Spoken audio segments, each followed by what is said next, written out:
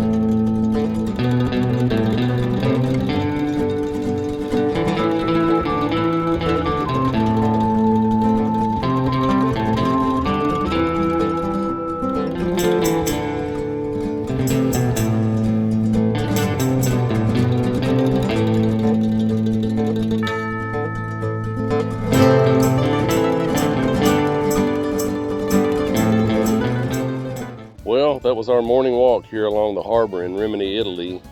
Nothing fancy, nothing planned. What do you think?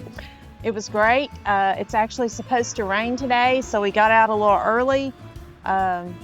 We walked about a mile over there to it, and we have a little bit of walking to get back to our apartment.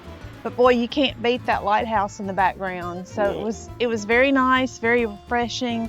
A lot of locals out walking their animals and biking. It amazes me, the elderly folks here in Italy that are out riding bikes and running Walking and dogs. jogging. Yeah. Rimini is a very walkable city, I would say. Yeah, it's flat. Very flat, not a lot of hills like in some of the other cities that we've been to. So it's a great place. And of course, we're here in the off season, and we talked this morning about we're sure how busy this place would be in the height of summer, probably starting in June. Right. This place would probably be pretty busy. Yeah. So thank you all for joining us, and we really do enjoy being able to get out and enjoy things like this for free. Yeah. And it's just part of being retired. If you're interested in our lifestyle, be sure and hit that like and subscribe button and join us for our next adventure. As always, have a blessed day and safe travels.